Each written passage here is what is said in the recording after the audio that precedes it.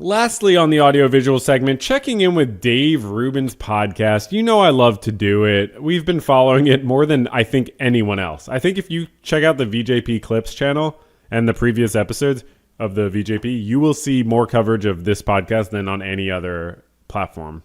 And I'm proud of that. We're not going to go through the whole episode. I didn't watch or listen to the whole episode because I just wasn't, I'm not that big of a fan. But I did just check out the last segment, which is about hair. And Michelle Obama spoke at an event and was talking about stigma that black women deal with about their hair. And I wanted to, so I was like, that's interesting. So I just watched that part. And the reason it's interesting, because I talked about this, but I'm going to catch you all up because I know most of you don't see all of the episodes. A few episodes ago on Actual Friends, it was just Dave and Sage Steele.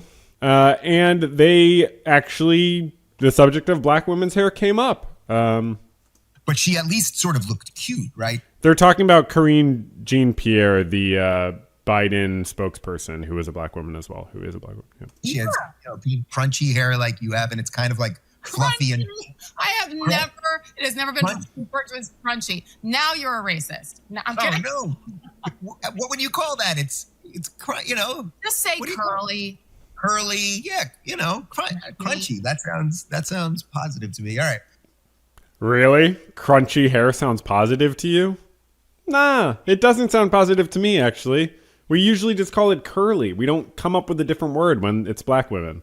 We usually just say it's curly hair. I mean, it's just weird as a white guy to talk about black women's hair in that way. But okay, not a huge deal. But it was just a funny moment between very close friends, who hate identity politics, even though it comes up all the time in their way of thinking about things.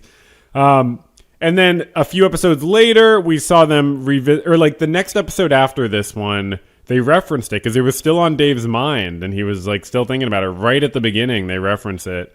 But I am here because you are my actual friends and you're more important than my hair, obviously. Because she was talking about skipping a hair appointment. But I am here because you are my actual friends and you're more important than my hair, obviously. And if I've learned anything on this show, black women and their hair, it's a whole situation. So thank you for taking the time. Jillian, you are back. Pay no attention to the man who's charged with serious sexual assault charges in the UK, showing up shirtless to the podcast. By the way, he's like... Yeah, anyways, I'm going to just not go into that. So Dave probably could have hoped for a bigger laugh on that joke, and I was confused about Jillian laughing because I was like, did she watch the previous episode? Does she wasn't even on? Does she know what he's referring to? But anyways, this is the background of this subject. So they've talked about black women's hair that's a significant amount for just the last month. It's come up several times on this podcast. And then now they talk about Michelle Obama speaking about the subject of black women's hair and how it might be thought of and stigmatized. And for some reason, Drew is introducing this segment. They take turns introducing the segment. So for some reason, this disgusting guy, Mr. Drew, is introducing it. All right, here we go. Sure. But none of this is as important as what Drew is about to talk about. Well, it's way, the buildup is far greater than the reality here. And we're switching from H-A-R-E and Bugs Bunny to H-A-I-R and Michelle Obama's hair. Do we have the video, Rachel, of her in this interview where she talks about having to straighten her hair? Do we have that? Worry about it. Let me explain something to white people. Our hair comes out of our head naturally in a curly pattern. So when we're straightening it to follow your beauty standards, we are trapped by the straightness. That's why so many of us can't swim. And we run away from the water. People won't go to the gym. So the crowd loves that comment. They're like, that's a meaningful comment. I believe what she's saying is like people not swimming because they don't want the water to change their hair after it's being treated or straightened in some way and reveal the natural curliness of it. But obviously, like the fact that black people tend to not swim as much as white people, I believe is obviously not strictly related to that. It's obviously related to a history of structural racism, less access to pools when many pools did not allow black people to swim in them in the United States for many years. Because we're trying to keep our hair straight for y'all. But anyways, yeah, she's speaking to a big audience. Probably there's a lot of black women in the audience, or there's a lot of people in general, because she says she's speaking to white people as well as black people. But she's explaining the stigma that black women deal with and the pressure to straighten their hair to conform to predominantly white-centric beauty standards and so on. It is exhausting, and it's so expensive, and it takes up so much time. Braids are for y'all so we can work harder and focus on the work. So why do we need an act, an act of law to tell white folks to get out of our hair? Don't tell me how to wear my hair. Don't wonder about it. Don't touch it. Just don't. This is something a lot of black women deal with. Clearly, listen to the crowd. So a couple things. Yeah, what's your take on that, Mr. Drew? Completely discredited and like embarrassed, like pseudo-professional entertainer grifter. What's your take on that? First of all, when I think of straight hair, I think about Asians and Native Americans. I don't think about white people. That's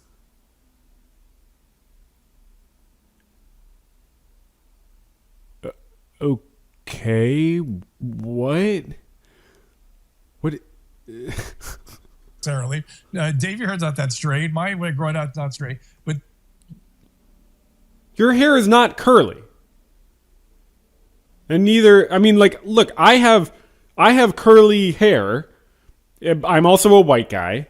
But a lot of white people do have curly hair. That's not the point. It's not the idea was not that all white people have straight hair, right? Just because she's saying black women are pressured to conform to predominantly white beauty standards, which involves straightening their hair or like decreasing the natural curls, is not a statement that all white people have straight hair, Drew. You are kind of stupid if you think that's what she's saying. That was kind of interesting. And I've had to, and by the way, I love the variety of hair that I think Corinne Jean-Pierre's hair was magnificent. I guess Sage's hair is magnificent. I find it. She's like, dude. It's super appealing and attractive. I don't want to speak for Sage. I don't know what she's thinking, but look at Jillian Michaels' face. It's so awkward. Look at Dave's face. They're all like, well, this guy's more famous than all of us, I guess. Active. So speaking on behalf of all white people, I don't think we are that. We don't think about it that way.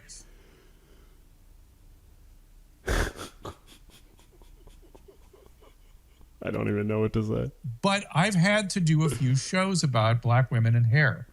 And it's not of my design, but I've had to? What? Fascinated by it. I had a daytime talk show on CW, and we had these groups of panels of African-American women. And when I kept going, but why the straight? Why I'm not seeing where that's coming from.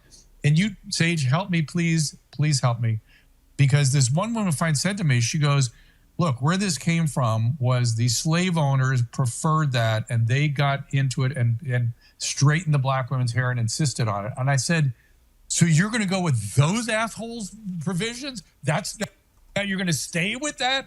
And then I thought, well.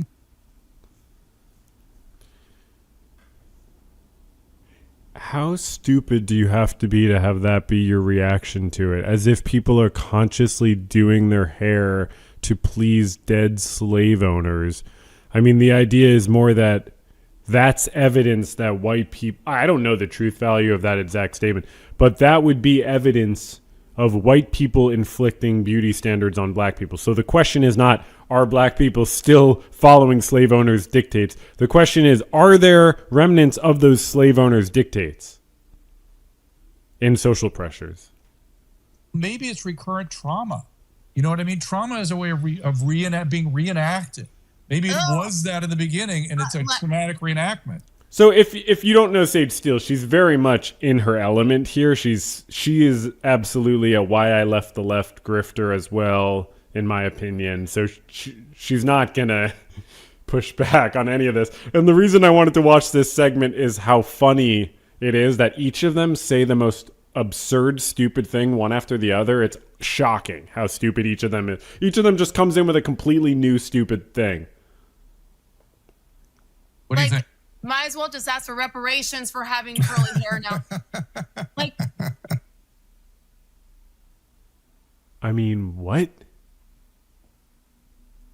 Shut up. shut up. It is ridiculous. And I find it, when I saw that clip, I was like, walk away, Sage, walk away. And of course I couldn't, because what you're doing, you're sitting there bitching about white people's standards to force you to make it straight. No, she's not. I mean, she's literally not. She is there speaking to black women and about black women's expectations that black women have felt pressured to straighten their hair. It's not necessarily just complaining about those standards. It's also speaking to people who experience those standards. So it's a pretty significant difference. And what are you doing? Getting paid $100,000 plus for speech, straightening your damn hair. Well, if anything, that supports the point that even someone extremely wealthy and powerful like Michelle Obama feels some amount of pressure to straighten her hair. But regardless, if you think that's hypocritical, it doesn't change the truth value of what she's saying.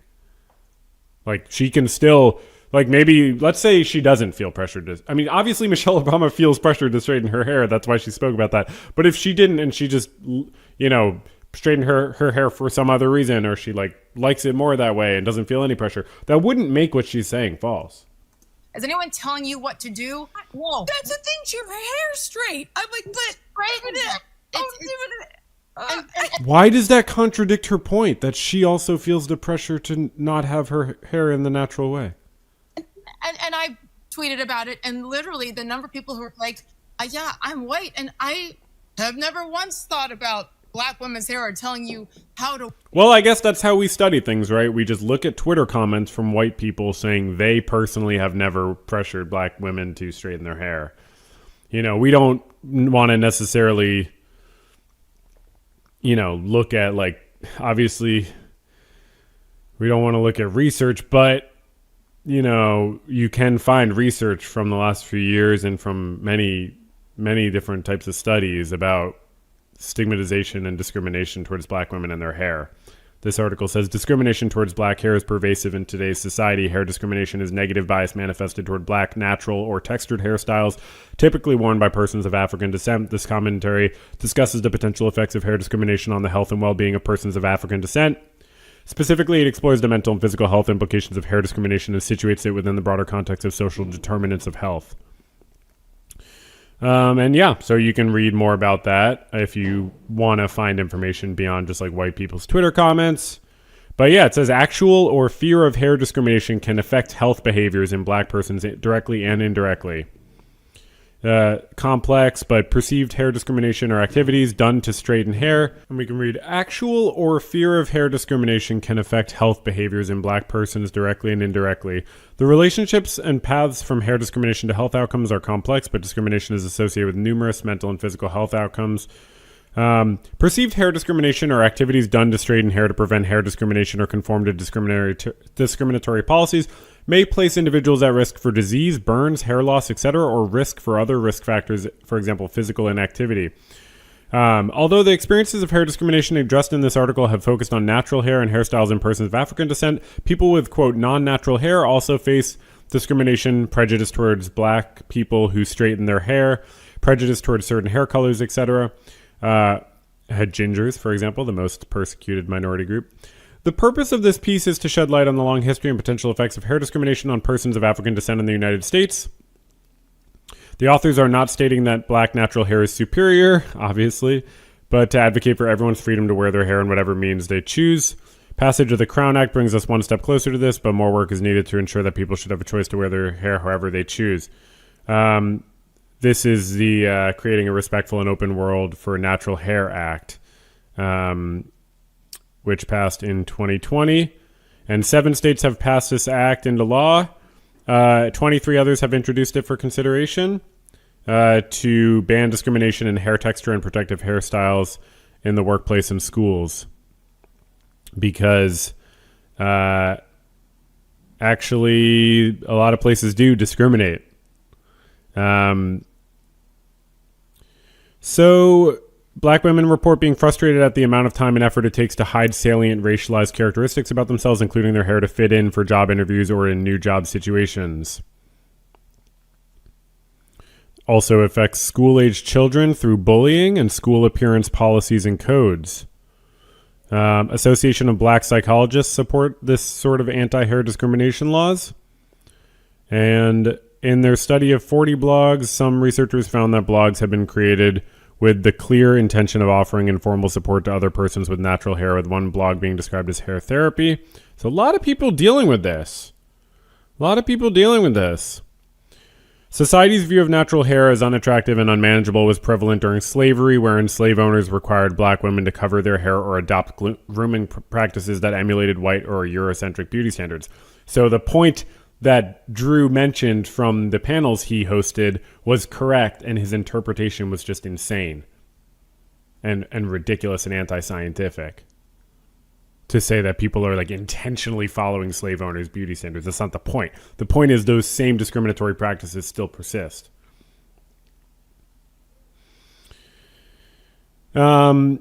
Growing evidence of the impact of hair discrimination. Media stories of hair discrimination are reported in schools, from kindergartens to universities, at work, the military, public office. We talked about the ruling, the executive order about requiring people in the military to shave their faces, and how that disproportionately affects black men, who are like 60% of the cases of the folliculitis. I forget exactly what it's called.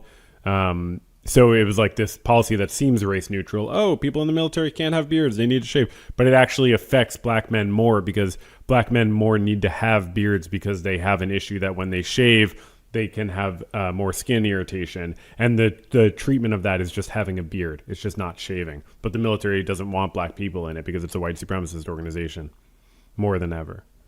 So a lot of hair discrimination. And so something to think about, I guess. But or we could just listen to, people talk about the white people that commented on their tweets and what their opinions were on this issue. Aware. Now, are there deep-rooted issues? Yes. We talked about this over the summer on one of the shows. I think it was the show that you were on, Drew. And I told you how deep it does go, and how, as a biracial woman with what is called good hair, yes, trust me, Jill, hated, disliked, whispered about. Oh, she thinks she's better than us because she has good hair. Wait, what? Did I ask for this? Actually, when I was on TV for 30 years, I mean, it was different and weird because every woman, including white women, straighten their hair when they're on TV. Sure. Okay, sure. The fact that she is using this now and talking about we can't swim because of our hair, like, there's just so many layers that she, again, Sage, did you notice that the crowd roared in excitement and applause and appreciation when Michelle Obama made that statement? Do you think that maybe you might not get it if an entire crowd of people understands that comment and relates to it? And like, oh yeah, that is a type of physical behavior that maybe we wouldn't do that would otherwise be healthy, but we don't do it because we're worried about it affecting like our ability to conform to Eurocentric beauty standards. Like, the whole crowd understood that comment, Sage. Going into the divisiveness, as she is the ultimate capitalist, and sure. God bless her for that. And maybe most importantly, like, this is funny and comical as she tries to sell her book. Capitalism has nothing to do with this. Selling her book, has nothing to do with this. She's expressing something that a lot of people feel. I feel like she must have the same publicist as Karine Jean-Pierre with the book thing, because every single time she gets on stage to talk about the book, she is laughed at more and more. They have been out of office for almost a decade. This is a former first lady, and this is what you're doing with your platform right now. Speaking about discrimination that a lot of people experience. Hitting on your husband and bitching about the fact that white people are making you straighten your hair. That's not what she was saying. I've lost all respect for this woman because of how she's choosing to behave with that title, a former first lady. Like, okay, well, you have, I'm sure, a lot of people's respect, Sage, for the way you're behaving. It's funny and it's pathetic. So I think the latter part of what Sage just said there is my main takeaway. It's like, to whatever extent any of this is even true or matters, or wherever it comes from or anything. What? So Dave is hand-waving away the idea of what's true and what matters. Well, it is true that black women have faced a lot of discrimination about their hair, Dave, so that is true. And it does matter because it affects their health outcomes psychologically and physically. So I would say what's true and what matters is important, actually. It's like, lady, you could be doing so much good right now and figuring out ways to empower young people and all of those things. And this is what you're focusing on. And by the way, That's exactly what she's doing. Go get some more money from Russia. this isn't just a one-off. I mean, it's been a recurring thing with her. I'll just say one other thing. I didn't realize the swimming thing was directly connected to this. I've heard that. Black people, is the implication black people can't swim because somehow the straightened hair is going to sop them down? Or Dave, sometimes things are like caused by multiple things. So black people are disproportionately less exposed to swimming because historically black people have been barred from places where swimming takes place in the United States. Also, Michelle Obama is referencing, in I think a sort of humorous way, and the crowd found it funny and relatable, that probably a lot of black women don't swim at certain times because they're worried about how it's going to affect their hair. If they put a lot of effort into decreasing perceived or actual discrimination based on their hair, then they, wouldn't want to swim because swimming affects that. It's not rocket science. I mean, Sage, I got a party in a couple weeks. We're throwing you in the pool. If you know go how to swim? swimming, You can't mess with the hair. You can't get It it wet. doesn't stay straight if you go swimming. But Thanks, Jillian. Helpful. I know this because I obviously have a child who is 99.9% West African. So I have no idea what Jillian means, and I'm not going to look into her child's genetics, but I don't know why she's talking about this, as if that gives her a right to speak on this. Sure, West African. And just, Sage, if you don't mind, just one thing she goes on to say, like, and no, you cannot touch our hair. And here's the thing, white people only want to touch afros because we admire them. No. Thanks, Jillian. That's super new information and really helpful. I guess the question is, do we only care about intent or do we care about impact as well? And are you being willfully stupid or no? I don't think this is willful. No one's trying to touch you, but when people do want to touch your hair, it's like, it's because we actually think it's beautiful and cool. She has this really like stunted vibe. Like she reminds me of like a 16-year-old or something. Like what is her energy right now? And then when white people want to go get braids, you tell us that we're appropriating your culture, but then she just said that we made her go get braids. Make it make sense. How could white people be appropriating black people's culture by wearing similar hairstyles while also white people, other white people are, and the overall, like, you know, society that is dominated by white people being in power is also influencing discriminatory policies towards black natural hair? How could that possibly be? How could these two things be true? She's only making braids for you, and there's an infamous clip of me on SportsCenter probably 13 years ago when Chael Sonnen, the former UFC fighter, in the middle of a live segment, and he was crazy, like a live wire on TV and so much fun, and he leaned over just to kind of mess with me on live TV, and I was young and new, and he's like, "You have beautiful hair. Can I touch it?" And I guess that was a no-no. Growing up, it didn't matter.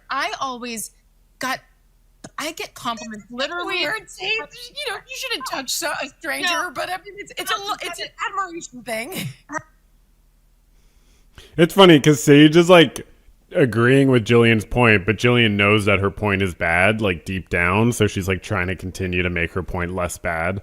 You have to look at the clip and you have to understand the context of who he is. And he's like borderline comedian. Okay, or you could just talk about the issue in a systemic way. And trying to make people feel awkward. And it worked. And I was like, I don't care because look, I can't control it anyway. And Okay, you also said you have good hair and that black people like consider your hair different than their natural hair, that they feel the need to change to fit into Eurocentric discriminatory policies and so on. it's so funny because at the end of the day, I was looking at it from a sports perspective. Like, I'm trying to fit in with the guys here. And if he says, if I Right. say, don't touch my hair, then it's some girly girl on SportsCenter. And I was like, I actually don't care. Go for it. And he's like, oh my God, it's beautiful. And it's Right. So you felt pressure to let white people exoticize your hair. soft, right? Every single day, no matter where I am, every day, you can ask my husband, people say something nice about my hair and like, oh my God, your curls. And so like, it's like. So do you think all black women experience that, Sage, in the same way and have the same emotional reactions to it? And it affects everyone in the same way it affects you? Compliment, and no one is forcing us to do anything. As far as Actually, that's not true. Just look it up. the swimming thing, I'll end on this. Maybe with women, yes, because there are times when, guess what? I don't want to get my hair wet either, It was about women. This whole conversation was about women, Sage. because then I got to start over. It takes 4 hours to dry. So I'm sorry. What does I that get mean 3 for, days out of a blowout. right? So what does that mean for black men? Why are we going to blame black hair on why black men? Michelle Obama was speaking to women predominantly. And there's other issues that affect black men, like I mentioned, about the military not being allowed to have beards. And black men having way more often having this genetic skin issue that if they shave too frequently, they get skin irritation. So, yeah, Michelle Obama did not sum up every single issue that's related to this. She talked about one general thing that's very relevant to her and her audience and the people in the room. Can't swim too, or is it just the women who can't Just the swim women. because of their It's just the women. It's just the women. Well, you also know that black people were historically barred from pools, right, Sage? Like, you know that, right? Sage, I'm telling you, at the Christmas party, it's going to be black people only in the pool. How's that?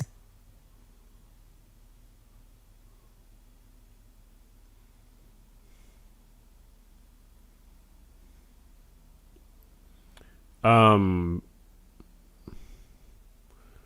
guess that's funny. I guess that's funny. That sounds okay, right? You better have paramedics there. Oh, Sage. Oh, Sage. Jesus Christ. Oh, wait, I had one more research study to show also. I can't believe that. This one's this is in a Google Doc, Donna. You wanted me to show this bad that it's in a Google Doc. I think one study was enough. But okay, this one's Hair We Grow Again. It is a study from just 5 years ago. And it says there are more black women in the American workforce than any other women. That's interesting. Using interpretive phenomenological analysis, the researchers extracted 5 main themes. So they did, this one's based on interviews with 9 black women with less than 2 years of work experience in various professions. And let's just see what they found. They found that there's a substantial burden of natural hair bias and discrimination, and the need for strategies to help black women navigate these experiences in the workplace. These findings support and extend the idea that natural hair bias does present challenges to black women's upward mobility. Early career black women in this study were well aware of those challenges and understood them as opportunities to advocate for themselves by choosing authenticity and optimal health over conventional standards of beauty at work, even when it threatened their ability to move forward. So that's fantastic. You see resilience, you see people saying, I'm going to do my own thing regardless. The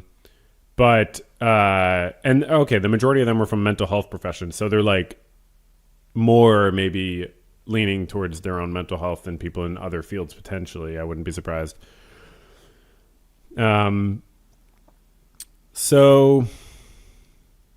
while workspaces and professions, white,